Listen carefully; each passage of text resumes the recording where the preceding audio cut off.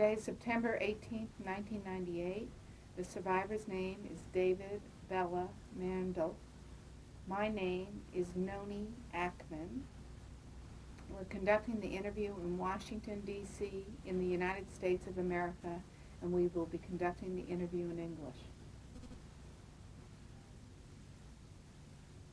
Today is September 18th, 1998. The survivor's name is David Bella Mandl. My name is Noni Ackman. We're conducting the interview in Washington, D.C., in the United States of America, and we will be conducting the interview in English.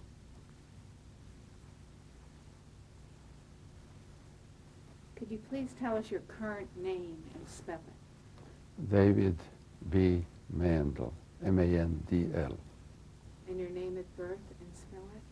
Wojciech B. Mandl, V-O-J-T-E-C-H, M-A-N-D-L. Initial B in the middle, yes. And your city of birth and spell it? It was Prešov, P-R-E-S-O-W. It's a double Czech, Prešov, called Mekčin. And the country? Czechoslovakia. And your date of birth?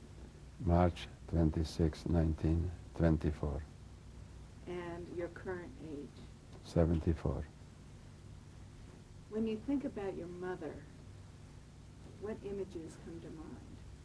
Well, she was very kind. She loved me. I loved her.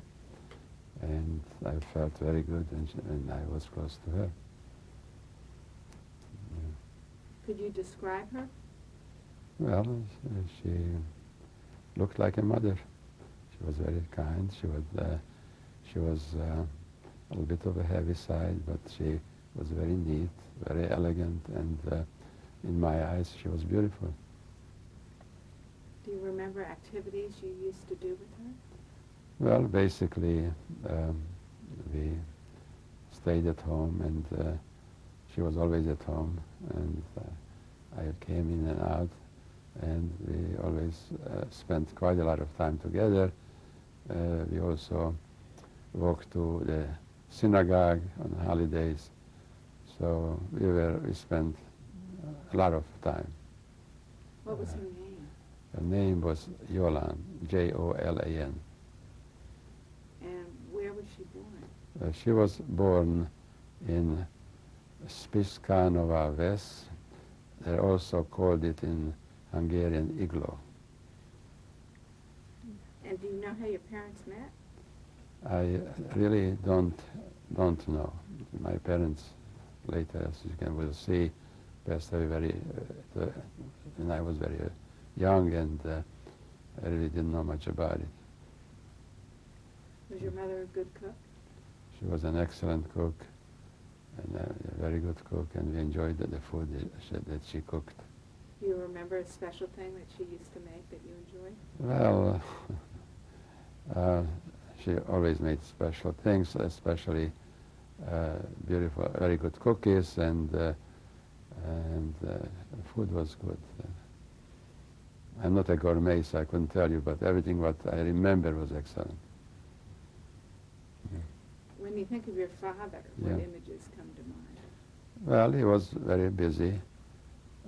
He made sure that I go always to the synagogue. He made sure that I pray in the morning. And sort of I met him always, came home to eat. We ate together. He was sort of a little bit on the strict side. Of course, not very strict, but I have good memories. And I remember him as a good parent. What was his name? His name was Henrik, H-E-N-R-Y-K. Also in German, Heinrich, but because we lived in a community, they spoke Hungarian, Czech, and also German. What language did you speak at home? At home, we spoke German, and I went to Slovak schools, naturally Slovak, with my sisters and brothers, and also we spoke Hungarian. Where was your father from? He was from Slovakia, Czechoslovakia. He was born in a small village, Lipiany, which was about 20 miles, approximately 20 miles in distance from Prešov. Do you know how he got to Prešov? I really don't know. I guess he wanted to be independent, a merchant, and Lipiany was a small village, so he came to Prešov, which was the largest city, largest city, and he actually opened a store over there. Could you describe his business? His business is actually linen, which is domestics, and basically he was trying to establish a best quality type of goods, and he was proud of whatever he was selling. Was it a retail business? That was a retail business, and I would say one of the largest in that type of goods. How would you describe the economic status of your family? Well, we were middle class, and we were fairly well-to-do. Depends when certain times were bad, and it was normally we had a beautiful, nice home. It was naturally mortgaged, and everything, as long as everything went well, it was okay. But there are certain times when it was a tough going. Could you describe your home to me? Well, our home was basically on a side street, not a main street, and it was hilly, because the whole town was almost like in the mountains. And basically we had an extremely large property over there as far as outside and inside. It was a large house with kitchen downstairs and upstairs with a large porch, etc. It was very comfortable, and everybody had their own room. So it was comfortable. Who else lived with you? I had a brother, 2 sisters, and we had another sort of young woman. She wasn't adopted, but they took her in because she was sort of related, and obviously she needed a home. What was your brother's name? My brother's name was Zoltan, which is Zoltan. And where was he in the family? Well, he was actually older, much older than me, and there was an age difference, and I was a small kid, he was a grown-up, he went to university, and we didn't see him quite often lately, but anytime he came back, he brought me presents, which was great. Yeah. So how much older than you was he? Well, he was about 11 years older, And which is a big difference. Who was next on the Okay, then I had my sister, and she was actually 2 years older than my brother Zoltan, and she was. Her name is Clara, Klare, or Clare. Clara, I'm sorry. And did Clara live at home? She lived at home, and she visited schools, and she basically occasionally worked in the store, helping out occasionally. And then who was next? I had a sister who was 2 years older than me. Her name is Ella, and she was wonderful. She's great. We loved each other. They commandeered me. I was a small guy, and I had to do whatever they wanted me to do.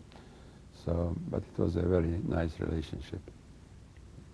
Do you remember activities you used to do with your siblings? Oh yes, we went to swim. We went to ice skate. We occasionally We went to ski, and I was too small to dance, but my sisters did go to dance, yeah. And they also had guys coming to court them.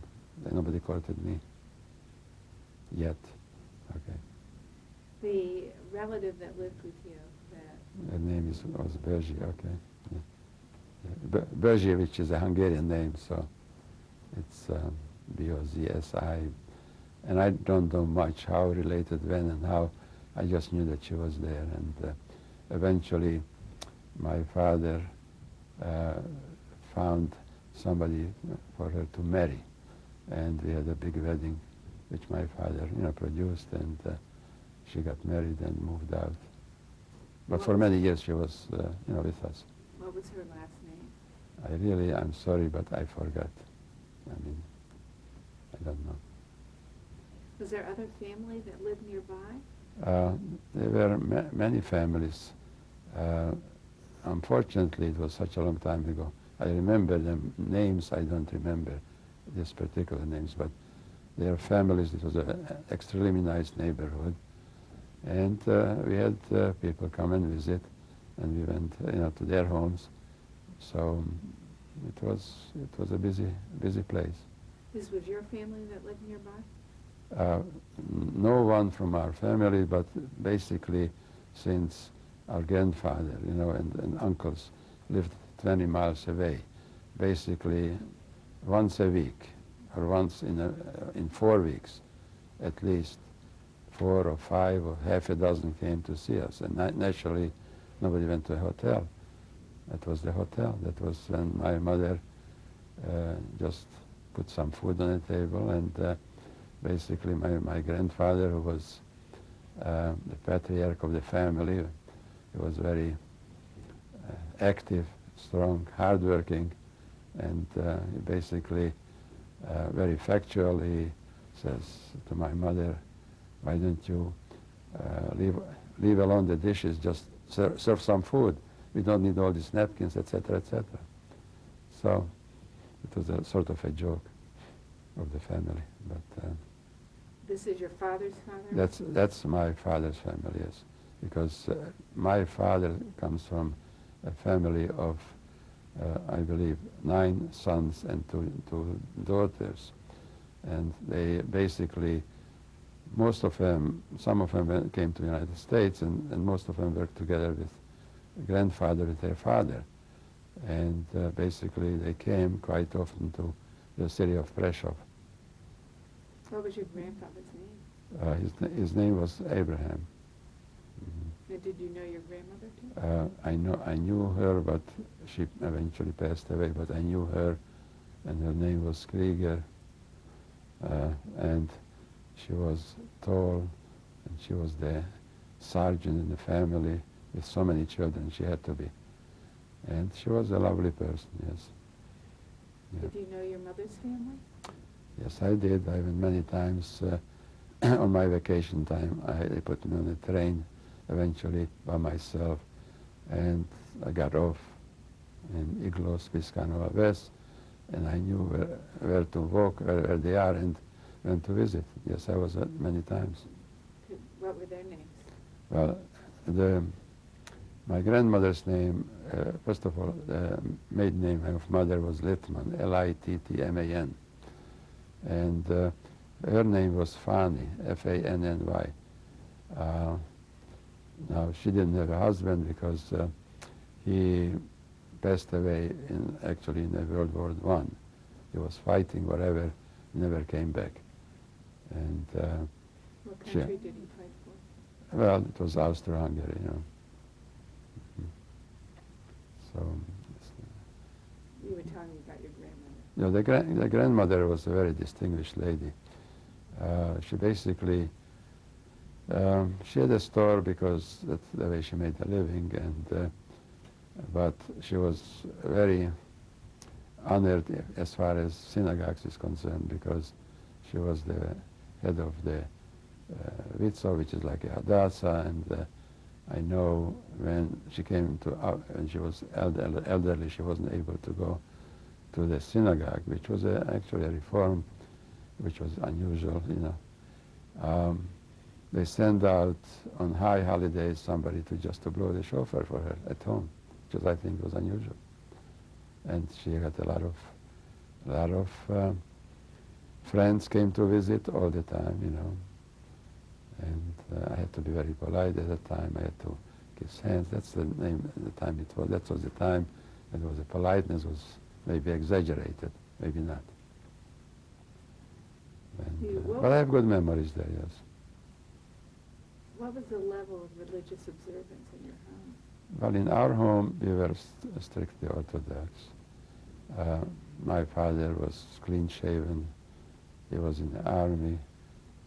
He was extremely neat. But as far as religion is concerned, he was strict. He, on the Shabbat and Saturday, didn't touch anything.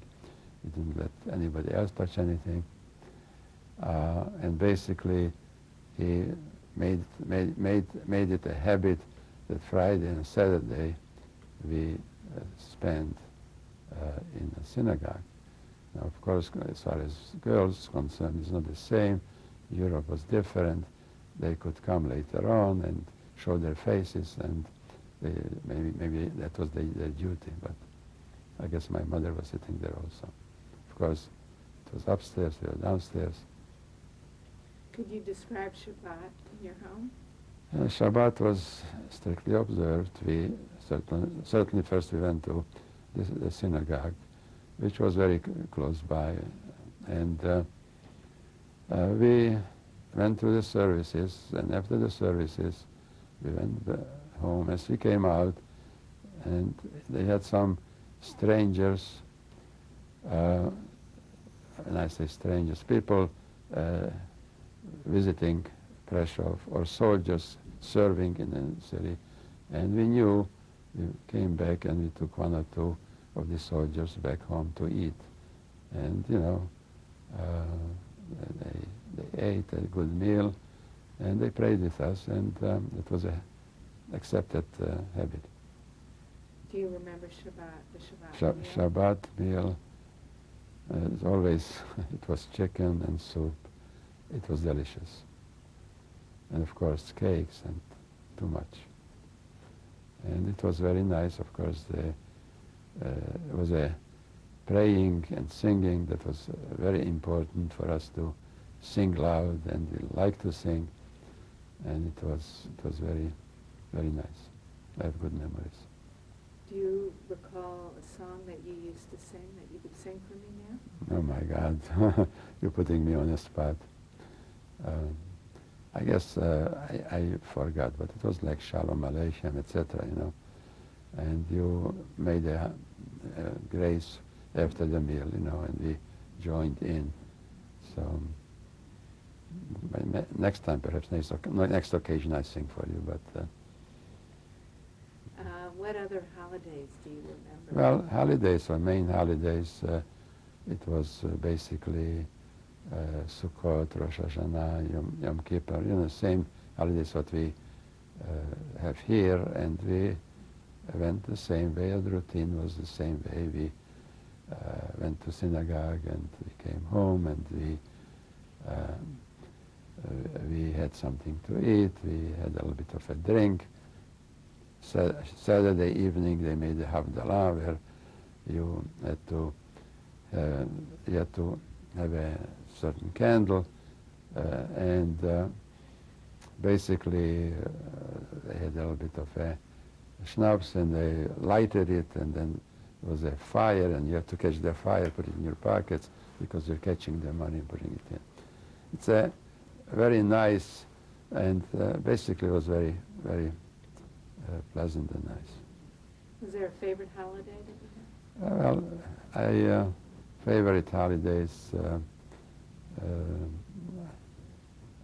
I mean Hanukkah and such holidays, you know, when you have also certain games, you know, as kids you had some certain, you had a dreidel, you know, where you have certain initials in Hebrew, Nes, Gadol, Shayaham, and each one said, you have to put in, you have to take out, you lose, you whatever.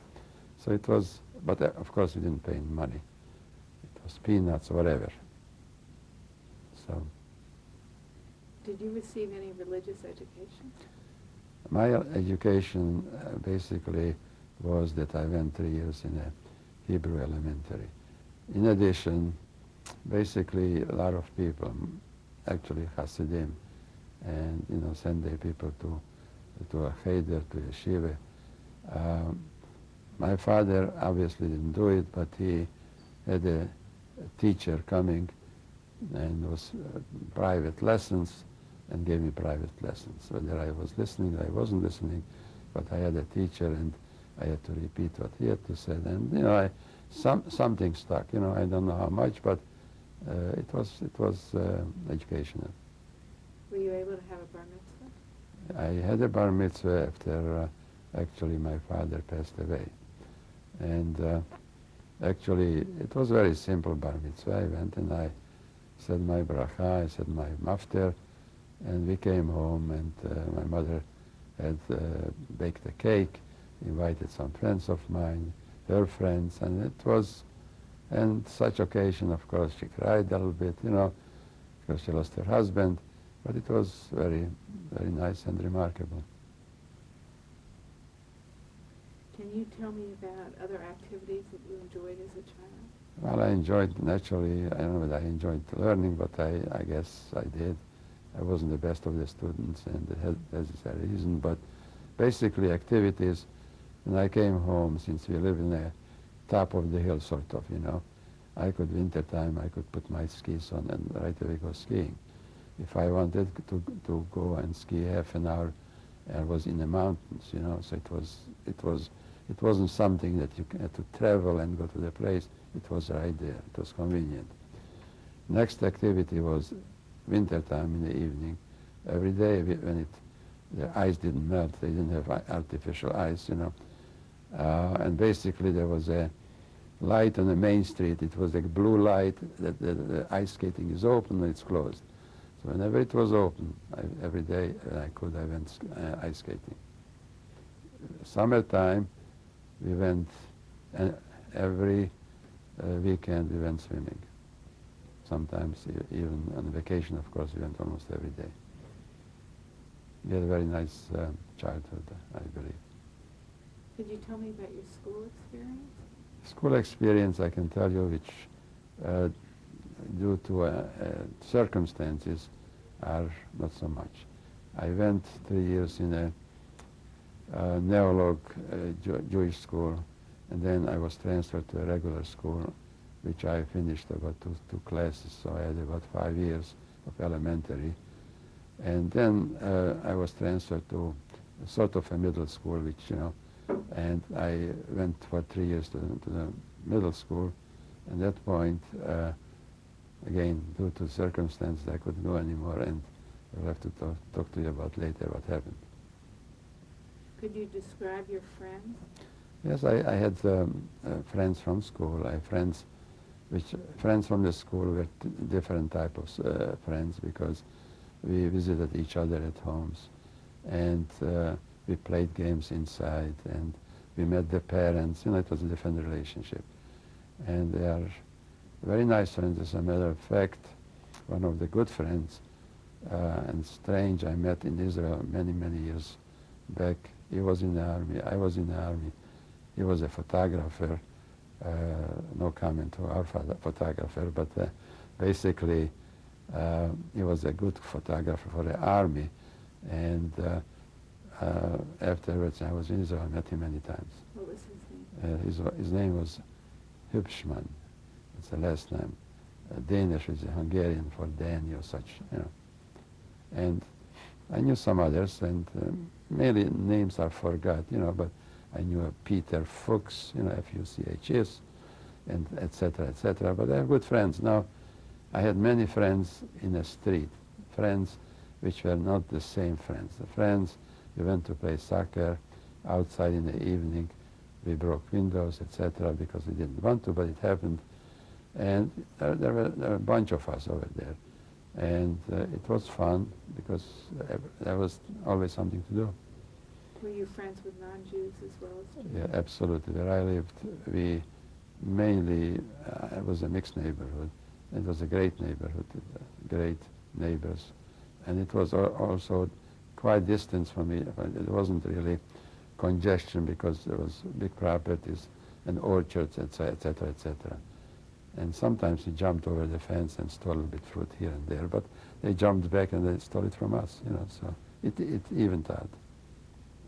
Did you experience any anti-Semitic events as a young I child? I really did not.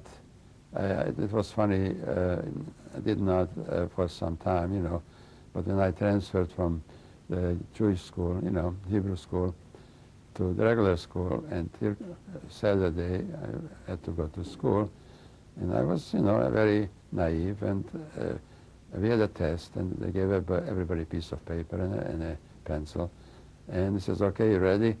Class, you ready? And I raised my hand. I says, look here, I don't write. He says, don't you have a pencil? It's not a question of pencil. I'm Jewish, and I don't write on Saturday.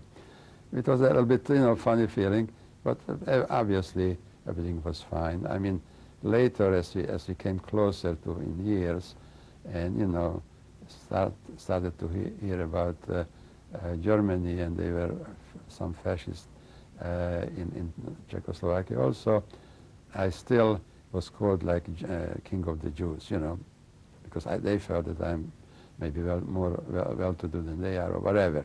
There wasn't a reason, but basically I didn't felt too much. Sometimes they played with me, they beat me, it was play, but it wasn't fair, so not a big deal. What were you hearing about what was going on in Germany in the In early 30s? early 30s, I know my mother, okay, in early 30s, maybe 33, 34, 35, she always expected a newspaper from Košice, Kaša, which was the biggest city, where the newspaper came with a bus. So I had to run to the bus, get a newspaper, and the first thing she looked at the first page, and she wanted to know what's happening in Austria. Because in Austria, first of all, in Germany, it started 33, 34, 35. Austria was at 38. So she wasn't happy, and she had an anticipation what's going to happen with us. And it was, it was leaning on you, and basically that's what it was. She was very much interested. You mentioned that both your father and your mother died fairly young. Yes, my mother died in 1936 when I was 12 years old, and my father died in 38 when I was 14 years old, and I became an orphan. What did they die of? Well, they had a major illnesses, which that time wasn't curable. Today, maybe would have. Cancer wasn't, but they died. Maybe they were lucky. Fortunately, I have to say it. You need to stop and change the tape. Fine.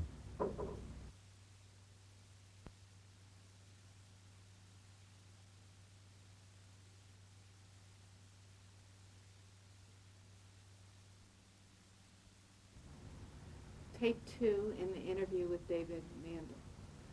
You were saying that your parents died. What happened after they died? Well, after they died, 1936, mother was taking over whatever she had to do.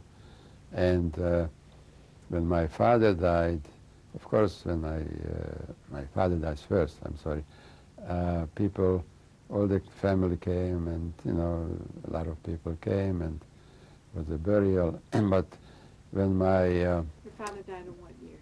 my mother died in 1936, and my father in 1938, 2 years later. So your father died second? Second, right.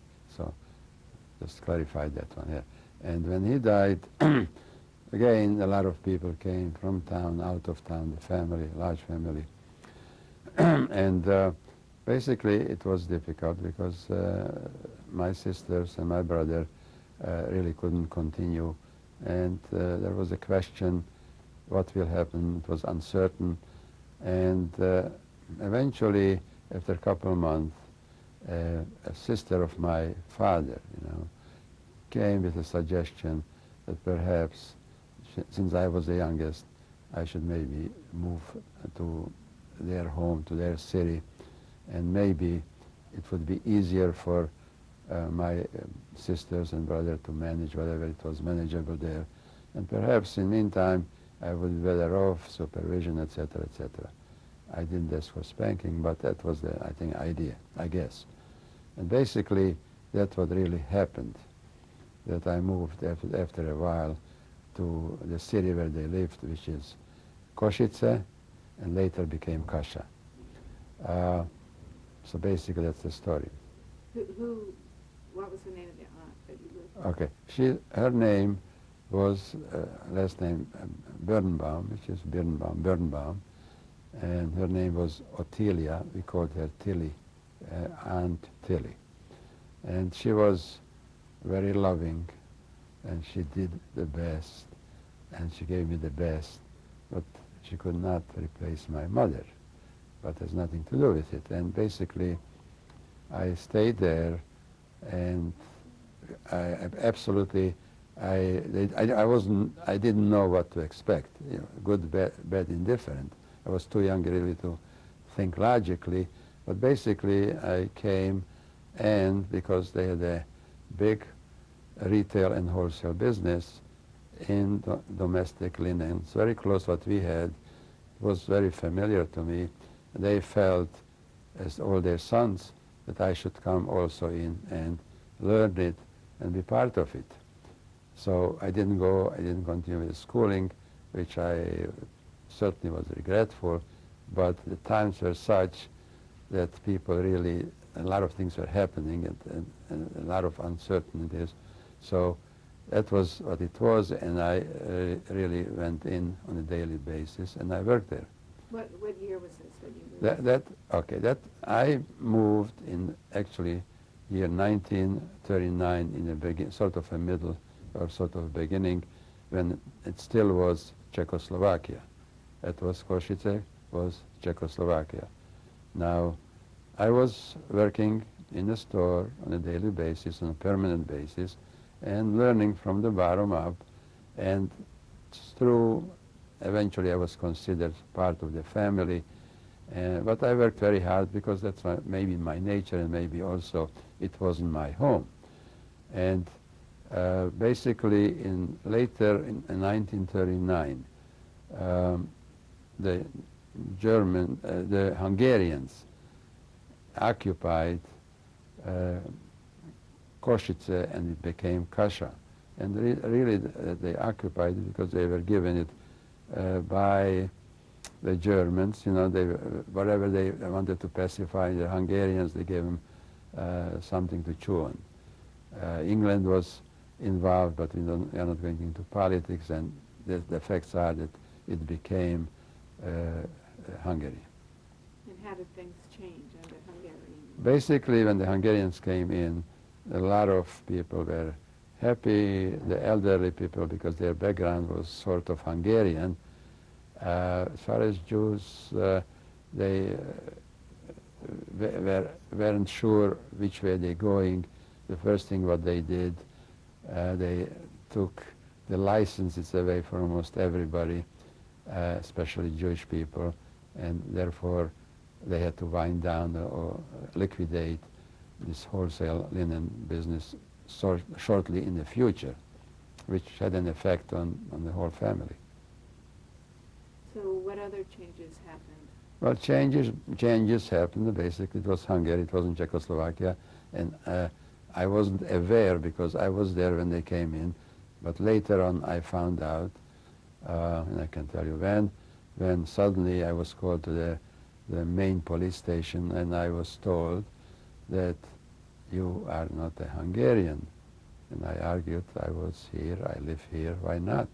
You were born in Czechoslovakia, in Prešov, which today is the state of Slovakia.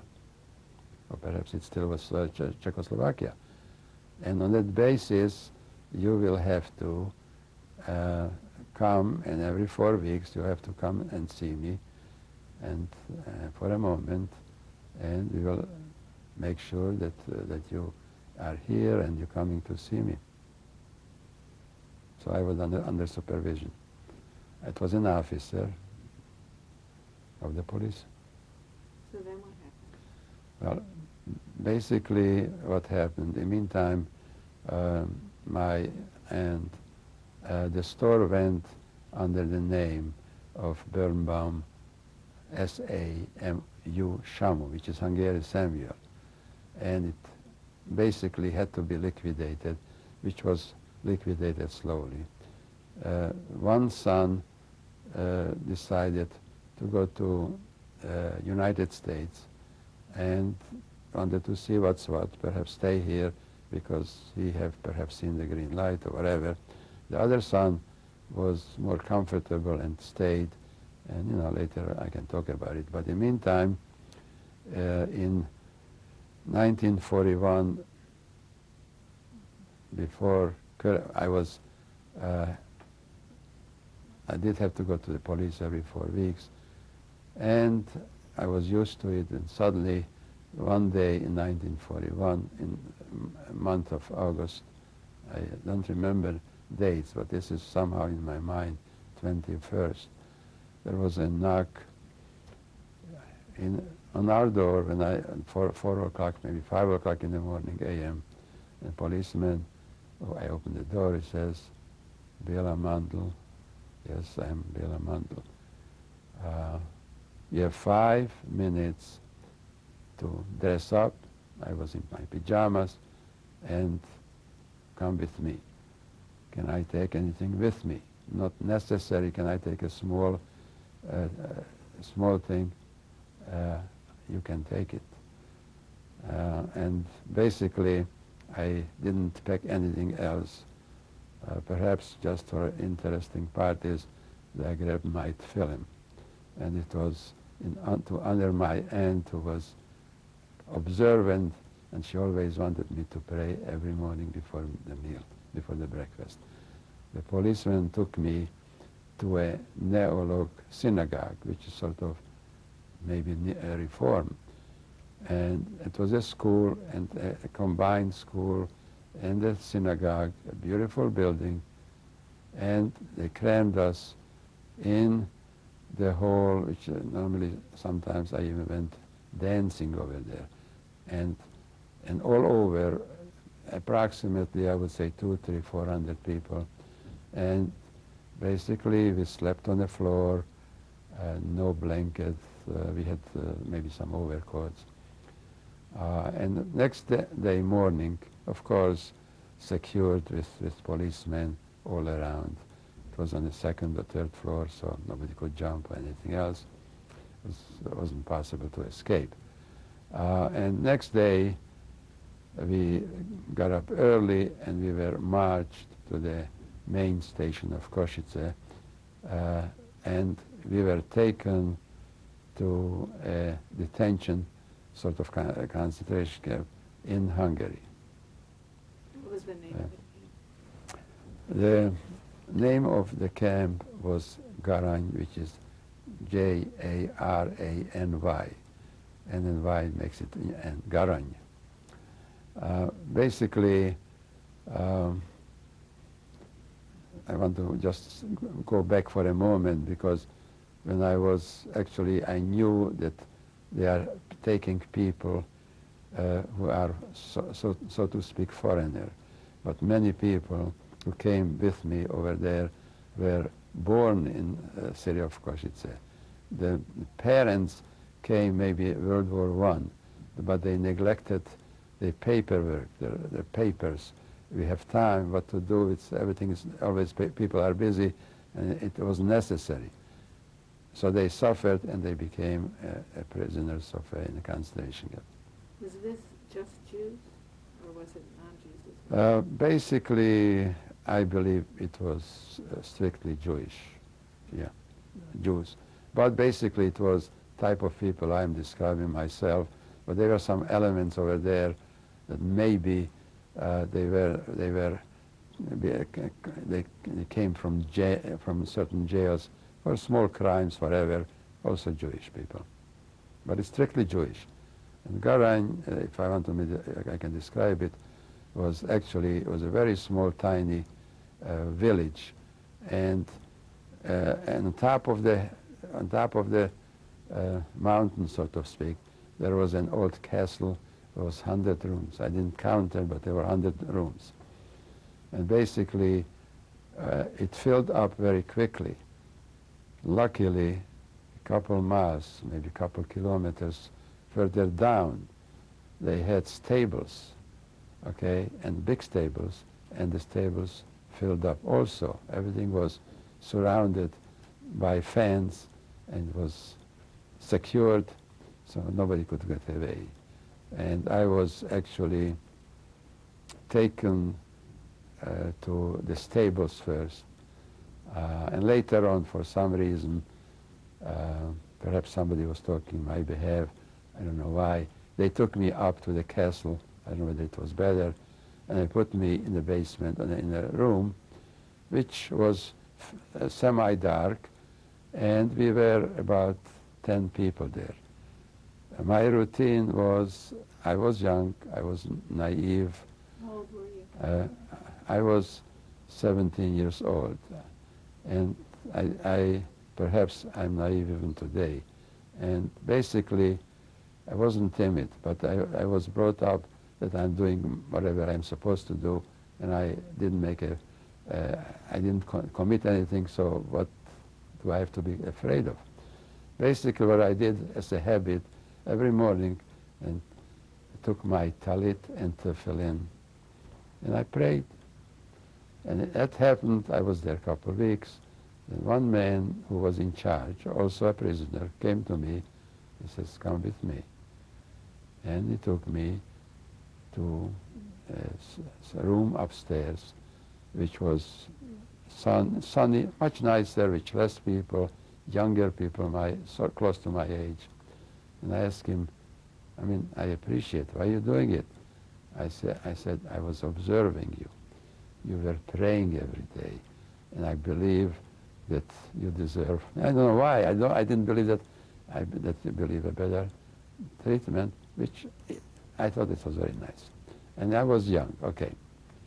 We went into the room, nice people there, mainly students, some were studying medicine, interrupted, okay.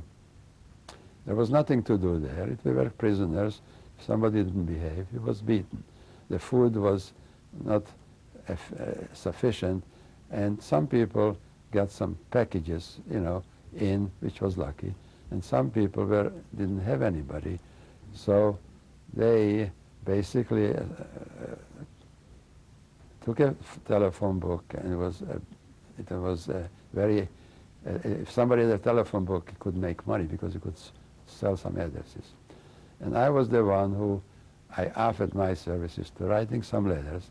They pick up a page, and all the Jewish names, they wrote 100 postcards and saying, yes, I'm here, I have a family, and I'm hungry, and so, could you help us with anything?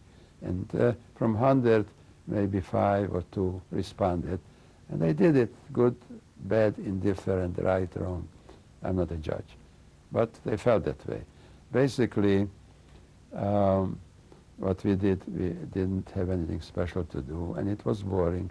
So we tried to think about something, and we came with an idea that perhaps, because we had some people there who were professionals coming from Austria and Germany and Prague, and they were professional. They knew how to do some pocket books from certain materials, and they were handy.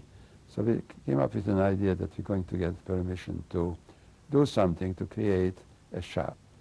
So we had to go to the commander and stand in line and give him a reason, and we prepared a slipper, lady slippers, very fancy one, which was created from samples that I got from my cousin. He had samples because he traveled sometimes and sold goods. And the sole was from blankets they were discarded. So we put 2 or 3 soles. And we made a slipper and we presented it, and we said, this is for Mrs., for Mrs. And we gave it to her, he liked it. He says, you have the permission to do it. The main thing, we wanted to be able to have the fire and cook the glue, but we wanted to cook something to eat. So that was the reason. And basically we did it, and we took this little product, and whenever people went to pick up the mail, okay, so we took a little bit, some our merchandise. And the lady at the post office used to be a very heavy-set woman. She got a present, and she was selling somebody, and we got only food for it. We didn't want any money. When we got some cookings to cook a cake or whatever, we baked it. Then one of our guys went and was trying to sell it. Well, anyway, we were trying to survive. It was fun. Were you in It really touch wasn't. at all with your family? I had only my aunt. She was elderly, especially Europe. People are not so old, were considered elderly. She was a widow, nobody was at home.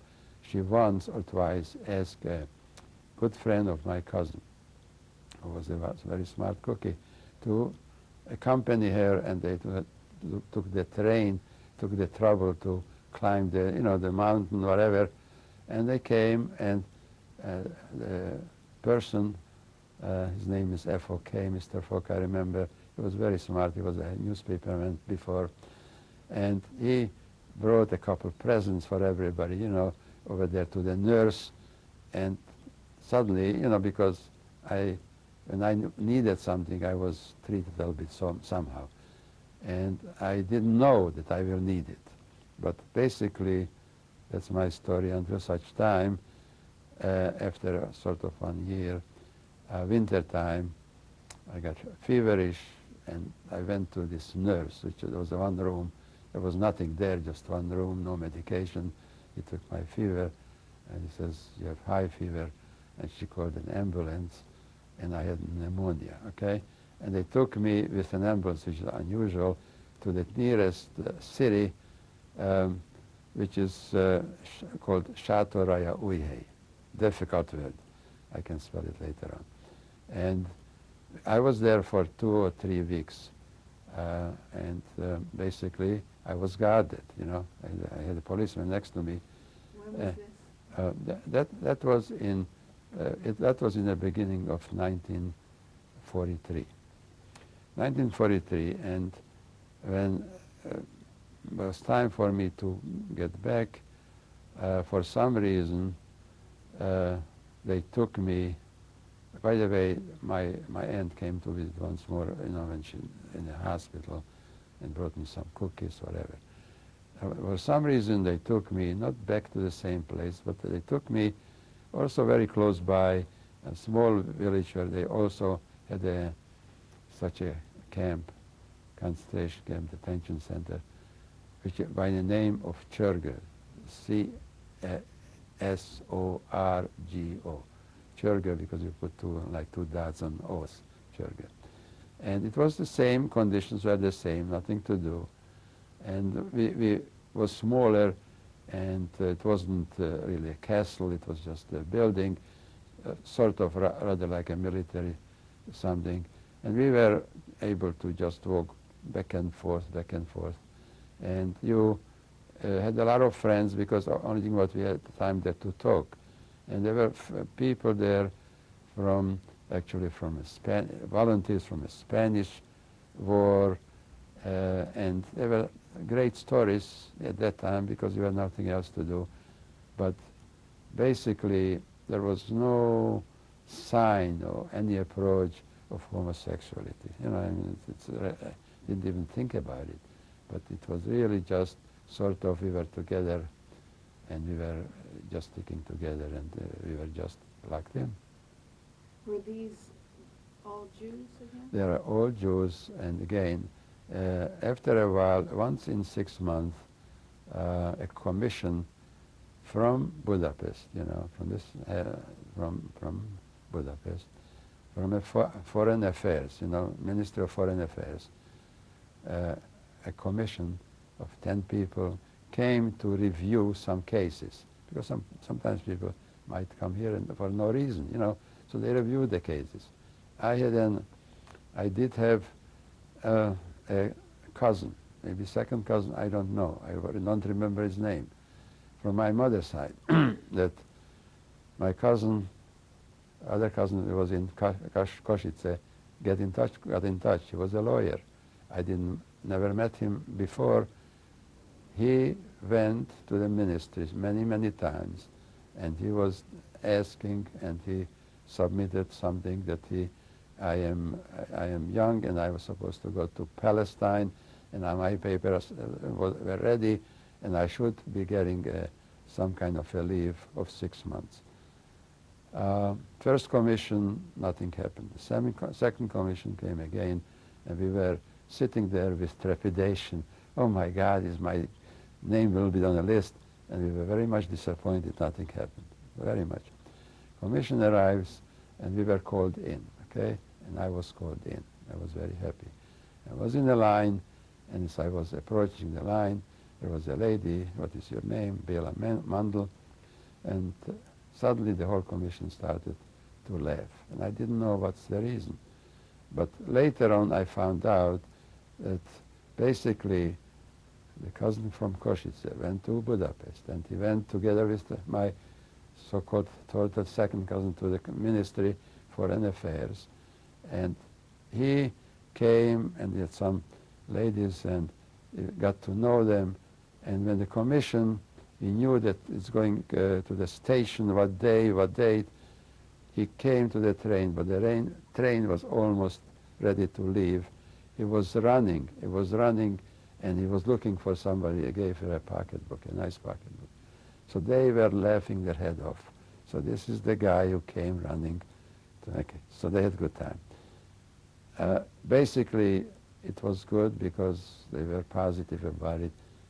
Approved 6 months. I was very happy. I was extremely happy. I packed my, in German, Sazibn Zwetschgen, which means nothing, and I left in a hurry with a understanding never to come back, no matter what. When was this? That was really 1943, sort of closer to the end of the year. Where did you go? I went back to Košice because after all, I had an official, 6 months. I got the time. I went back, and I met my friends. Certainly, in the beginning, it was good because I have 6 months. But when I had 5, 4, 3, 2, it was different. But when I came back, all my friends are very happy to see me. We went to we went for hikes every week, and we went dancing. I almost forgot where I came from, you know. But as it came closer, and I became worried, I said, "Let me go to Budapest and see this lawyer, the relative of ours." I did go up, and I went with my cousin because he wanted to show me where it is. Because, you know, I didn't want it to get lost. What was your cousin's name? It was that was the Shamu who the store in Košice was on his name. Okay, that was the other son name was Joseph. You know, in English, but we called him Joška in Hungarian, Joška. So it came to Bergman came to the United States. So the Shamu, we went up, and he says, "Let me take you a couple of places that you have relatives." I never knew. So we went to a place, it's called, I remember, Kirajutsa, the King's Street, okay? It was a wholesale egg business. Egg, I tell you why eggs. He says, they went, I said hello, and I could just come in and, you know, visit, have lunch with us, fine. Went to see the lawyer, who I never met, and he lived in a beautiful apartment, very modern. He was maybe 50, 55, 60, I don't know. I couldn't. His wife was half of his age. Very good looking, and they basically very polite, to the extent that basically very distant, they wanted was more fine, okay. It was very nice. He said to me, "Let's go, let me show you Budapest, the main street, the Rákóczi tér, let me give you Okay, so he took his walking stick, because that was... And he was telling me, and he says, look here, I cannot get any extension for you. I think you have to decide what to do. But look, if I can be of any help, be in touch. Okay, he couldn't do anything, and I decided not to go back. So basically, I went once more back to Košice. I have a little bit time left. And then I left the flat because I had an uncle there. So I didn't want to be on the same address. So I lived there for weeks, and 3, 4, 5 weeks. So basically, I went back to Budapest very closely end of 1943, close to 1944.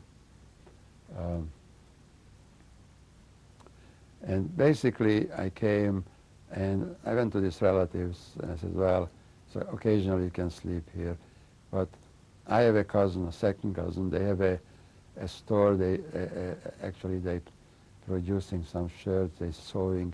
And in the evening, when we close, you can come and you can stay here and sleep there. And I found some people who were hiding, so I was here, there, nowhere.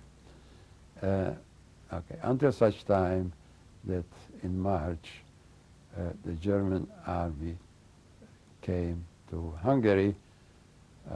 Doesn't mean that that wasn't anti-Semitism at that time in Hungary. They had plenty Hungarians, anti-Semites, and Nazis. Okay, but the Germany occupied March Hungary, including Budapest and Kassa. This is in 1944. 1944. We need to stop and change the tape. Good.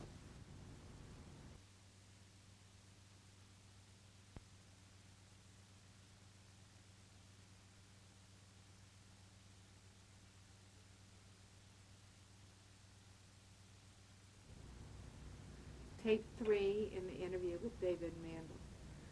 Is there anything about the time period we've already talked about that you wanted to add? Well, I would like to add a little story which is true, that when I was transferred to sort of a better room, and we had... In Garage? In Garany. Yeah, in Garany, yeah. And we had people, younger people, students, and sort of a little bit of a more intellectual. I don't know why I was there, but anyway, basically, we were thinking what to do. And later on, we found something to do, but in the meantime, we wanted to get some books to read, and the idea came up to write a psychiatrist, the most famous in Hungary. Unfortunately, I forgot his name. And we wrote a very polite letter. Dear sir, we are here, a bunch of students would like to study, and we would like to get some books to read and to study. And we didn't expect much, but one day we couldn't carry it. It was a box, a wooden box of many, many books, and we were surprised. Since we didn't have anything else to do, we read many, many books, and maybe something stuck to me. Well, I wanted to ask you, when you were in Garage... Yeah, Garany, yeah. Garany. Who were your guards? The guards were actually the police, regular police, and as normally they were policemen, strict, and maybe sometimes they felt perhaps a little bit of anti-whatever. So it started to turn around, but they were basically okay. If somebody wasn't stepped out of line, they knew what to do with him, and if somebody wasn't behaving, they felt that they should behave better, they beat him very severely. But basically no comparison with something that happened later on, but it still was a jail. So we were in Budapest. We were in Budapest, and when the Germans came in, then basically they March March of 44. Right, March 44. Basically, it was like a beehive, because a lot of people came from Slovakia, from Czechoslovakia, perhaps some other countries, from Poland. It's a lot of Polish soldiers were there. They escaped, and basically they were scrambling. They didn't know what to do because they stopped, and they did before, but they inspected and stopped people on the streets and checked whether they are Jewish or not. Of course, with the man it's easy, but basically, and check the papers, and they wanted to find everybody who is illegally there. So I figured I'm better off to go back to Košice and try to smuggle eventually myself back to Czechoslovakia, to Slovakia, because after all, the Jews were taken a couple of years back, so they are not looking anymore for Jews. Maybe it's a better way, which certainly I did. I didn't get back to Slovakia, but I got back to Kasha, and I was sort of planning, procrastinating, because you don't make decisions so fast. You feel maybe that something will turn for better. And I was meeting my friends, and actually my aunt, she had a apartment building, and the tenants, which I'm just trying to tell you, were mainly Jewish families, and everybody at that time was concerned what's going to happen. And in this one of these apartments, and I knew many, there was two family Edelman, and they had two girls my age, and we were very good friends, and they told me, you want to go back to Slovakia, maybe it's good, but why don't you come, let's go together somewhere, and I get you papers, because their family were sort of more on the socialists, you know, social democrats, whatever, and the family were involved with unions. They had many Gentile friends who wanted to really help him and disappear and get papers. And I agreed, get me the papers. In the meantime, while we were talking about Germans, the law, one after another restriction came in. The yellow star, so I know my aunt was stowing my yellow star that I had to wear, and I was caught in the ghetto of Košice. At the same time, all the Jews were concentrated in the ghetto, and it was so that at a certain time we were told that we will be taken away to a brick factory. In Kasha, there was a big brick factory. Was your aunt with you? Yes, it was a certain day that we were told that they will come, and we could order even a truck to take a sofa, whatever you wanted you could take. And basically, there was one son left who was with us. Shamu was telling me a long time ago, I will go wherever everybody else will go. Whatever happens to everybody else will happen to me. In the last minute, when the policeman came to pick us up and we were loading, he said, I'm leaving. In the meantime, another man came in while we were loading, was a Gentile friend of the Edelmans, and pulled me on the side and says, do you have a picture, a small picture? And I happened to have an album. I gave him a small picture. In the meantime, while policeman was outside there and loading, I can tell you the scene, what happened there. I gave him the picture. He stapled it to a document, put a stamp on it, and I was a different guy. But when the emotion stepped in, I could not leave my aunt go by herself. Stupid. I couldn't help her, but I did, and it was a big mistake. I'm not sorry because too late to be sorry.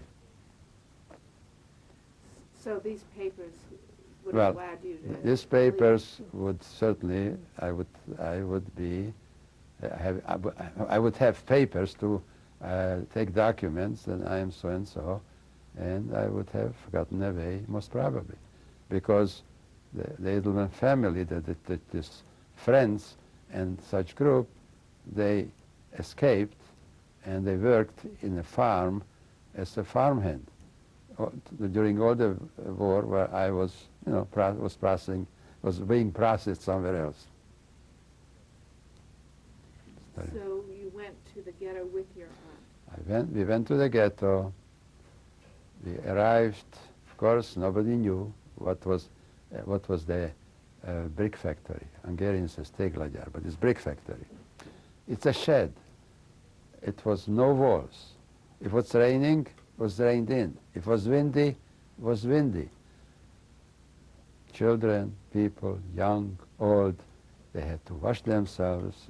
You know, everybody is a private person. You couldn't be private there. I remember we took a sofa, you know. They let bring us everything because they knew it's permanent, I'm assuming. No, I mean, on the sofa, I was asleep. My aunt was there. It's a small sofa. And the shari, we had over there sort of a, wasn't a cook, but actually managing the household. And she was Jewish, who came with us.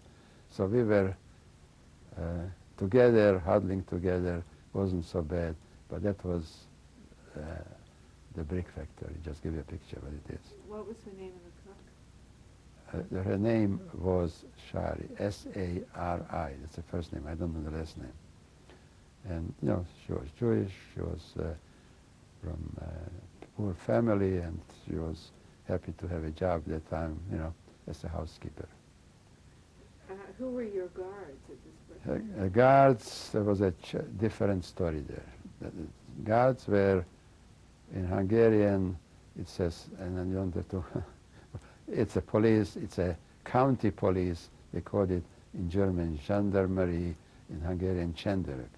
They were strong, loyal, maybe not very smart, very strict, no nonsense people, okay? They had the rifles, they had the bayonet also. They needed for children the bayonet, but they had it, you know? They were ready to do anything that was necessary. Very cruel. Okay, so you can get offline. Okay, so they were there watching us. Escape was almost impossible because there was a big lake in one side of it, and I was already contemplating to swim because I was a pretty good swimmer. My problem was that when I came, I also, unfortunately, I had some shoes and I was growing whatever. My nail grew into, and I couldn't hardly walk. It was painful, you know. And here I was in a sort of teglagyár, and there was no doctor and there was nobody to go or to do. You have to cut it out. There's nothing else to do. I had a friend, you know, his father was a pharmacist, and we were very good friends, and we were constantly talking how to escape. He was an athlete, and we were waiting for an opportunity. Never came to it. I says, first of all, I'm in pain. He says, I'll tell you what, let me take you to my father. He brought a lot of medication. You know, he's a pharmacy. And we were allowed to bring anything we wanted to. After all, he knew that you're not going to carry any place, you know. And we came in, I mean, where he was, he says, lay down here, sit down, whatever. He took a knife and cut it out without anything else, put a tape on it. I mean, it was done. He took off the nail, okay, pulled it off, okay. So I had a bandage, and I carried one shoe in my hand. A couple of days later, one incident I want to mention, that they watched if somebody was out of line. They were very strict. What would they do? But okay, it's a good question. I remember very clearly, middle-aged man. was punished. We were called out to watch it. They constructed a sort of a table. It was for beating, you know. It was laid down, it was tied down, and took his shirt and beat all over. He was bloody, etc., etc. I was watching, and I was young and naive. I said, "What's going on here?" I didn't know, because if I wish I would have known that I will be in the same position many, many times myself. I did not know. How old were you at this point? Well, I was 20 years old. It's 44. I was born 24, 20 years old. Yeah. And basically, a couple of days later, they arranged a transport, you know, cattle wagon, you know, to Auschwitz. And the first one I wasn't got on. You know, the second one I went to Auschwitz. The first one was? The first one, they filled up the first one, and I went, as far as I remember, with the second transport, which was maybe a week later or 3-4 days later. Exactly, I couldn't tell you. Was your aunt with you? My aunt was with me. The housekeeper was with us. I had a lot of friends over there. I knew a lot of people there. And basically, they had an empty cattle wagon. And here it was. We need somebody who is responsible for the cattle wagon. Nobody wanted to do it. I was young, wasn't so smart. I can do it. Okay. We were loaded. I said loaded because we were loaded and squeezed and squeezed. We said there is no room. Don't tell me there are some more. We practically could not hardly ever sit down, very hardly. It was very congested, okay? And then it was what were you able to bring with you? You couldn't bring any big things. You could only take something like a so-called rucksack, you know, on the back rucksack, and you could take something that you can carry, and whatever you felt that you want to take, okay? Before we left, there was a high-ranking officer, a speech to us who were responsible, you know. We were in the wagons already inside, and he felt a speech that what will happen to us if somebody disappears, and just wait and see. Okay. They locked us in, locked the door. Before you tell me about that, what did you know about people who were sent on transports to Auschwitz? I knew that they are Jewish. I knew that they all had the yellow Magen David, you know. They were neighbors, friends, people that I knew, many of them, and they are just families, children. As a matter of fact, there were a lot of young girls my age. You didn't have too many sort of men in the age, above my age, like 24, 25, 30, because they were taking all previously. So they were dealing with women, infants, children, young girls, younger men, younger boys. See, and I remember quite a lot of young girls, you know, on the same transport, you know, and basically. But did you know what happened to the people who had gone before you? Did you have any rumors? I know what happened before. I knew what happened after. I know what happened when I came. I know what happened after. How often? Very, very often. From Hungary, I don't know. Big numbers of Jews came at that period of time, and I believe it's my opinion that something could have been done, but wasn't done. No, but you didn't know at the time that you were being transported. We were told. As a matter of fact, a lot of people were eager to get out from the sheds, where the rain and the wind and no sanitation, nothing, no cooking, you know. He said, we should go somewhere. So eventually we got together, actually, we were told, from here you're going to a place that you're going to together, you're going to work, and the conditions will be much better. I didn't believe it. Most of people believed it. They wanted to believe it. I didn't believe it because I was already in one of the little concentration camps, and I just met people who came back from some of these trains and so on. Not this particular train, but I'm sorry, I might have told you why I have to go back for a moment.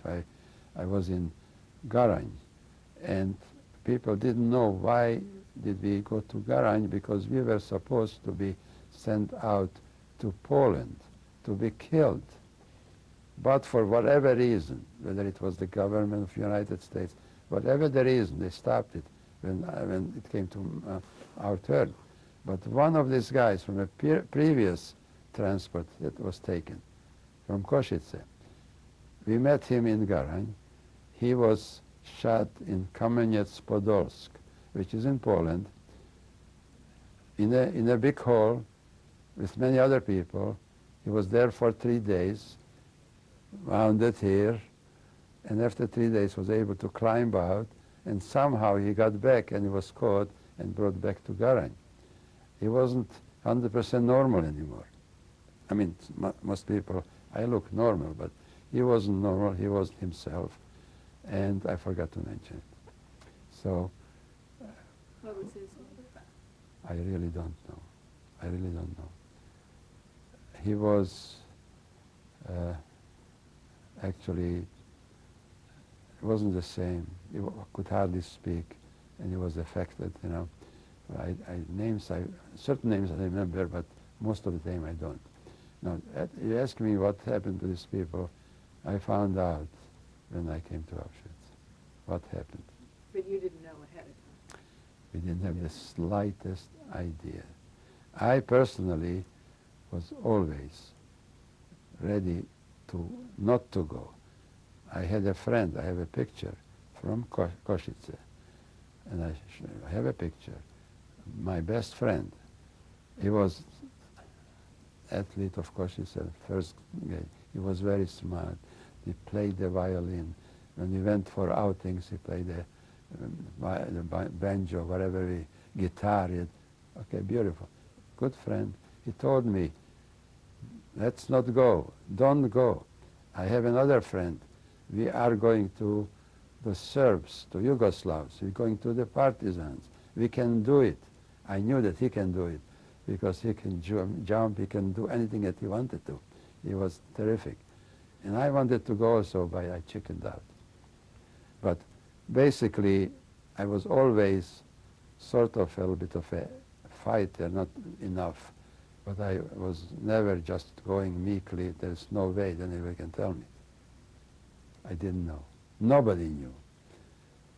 You might have had your doubts, and then human nature is such that everybody says, it will be okay, don't worry, it could be else. How bad can it be?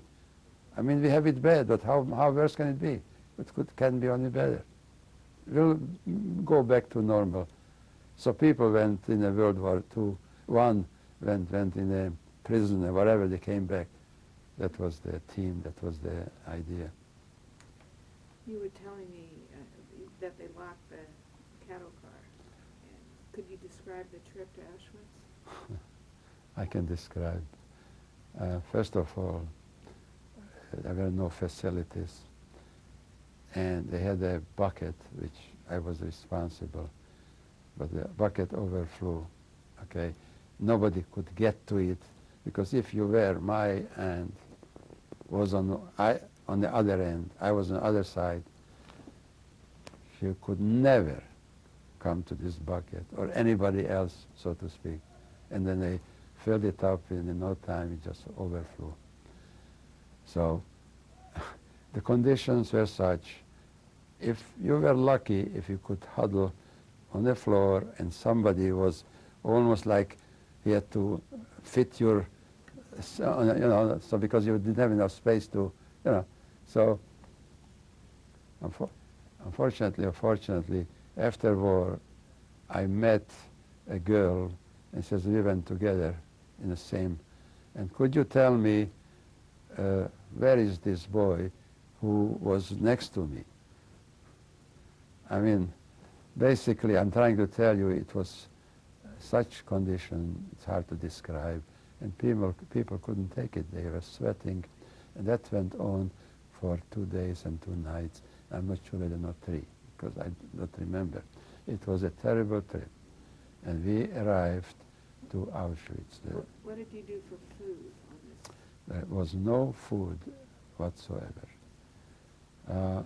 Possibly, I don't remember, maybe once we stopped, they didn't even open the doors, and we continued. I didn't know that we passed through my city of Prešov and another town of Žilina, but I couldn't get out anyway, regardless, no matter who. Okay. So there was no food, no rationing, nothing. There was no water. If we had some water from the beginning, we had water. If we brought something, maybe, because we had some food, so, but it wasn't given. Nothing was given. So it was a terrible situation. So we arriving at Auschwitz, which the train, and we couldn't see where we going. I mean, we couldn't see. We basically arrived to Auschwitz, and we arrived to a ramp, like a station, and we are still in, nothing happens, quiet, and suddenly the door burst open, with the force. And some people came in and heraus, out. There they were the helpers, who worked on the ramp, also Jews. They were helping. They weren't cruel. They were just pushing. Let's go, out. We came out. Now what happened? When you are out, and you have a daughter, a son, a mother, what would you like to do? You would like to find her. But they didn't let us to find anybody. My aunt found me. I threw everything away. I didn't take nothing, absolutely nothing. I have seen the light. She came to me. She had her personal side bag. He says, take it. I says, you keep it. I says, I don't need it. You take it. And we were fighting who should take it. I took it and I threw it away.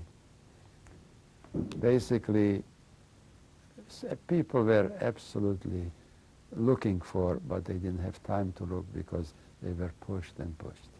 In the meantime, I just remember, it's true, my aunt, she asked one of these people, Häftlinge, a Jew who was doing it, who was carrying the packages, eventually took away.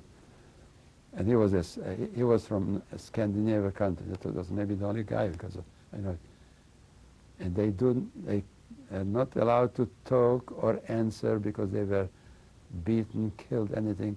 He was not supposed to even look. But this guy, I remember, very tall guy, for a moment stopped and looked up. You're going to heaven, or wherever. That was my understanding. And we were pushed, and he says, so 5, and 5, and 5. And then we went in one line to certain SS standing in far away. As we come closer, there was an officer, some other officers.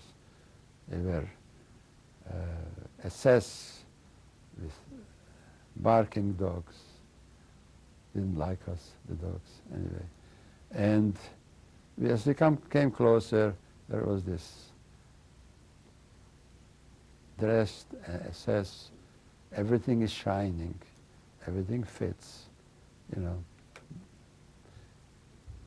And here he was with gloves on one hand, other glove on the other hand, and that was the angel of death, Mengele. So what did Mandl do? He did a very simple, elegant movement. It wasn't difficult, anybody could have done it. He had a glove on one hand, and a glove on the other hand. The only thing what you have to do, you go to the left. So you are dead. You go to the right. You're going to be a slave. He didn't say it. You're going to suffer. We're going to we're going to make it so that you will not know. But that was the message. So he didn't get too much, but that's what he did. That's what he did. And was swinging his glove. I found it very nice. But that's what he did. He was a doctor. You need to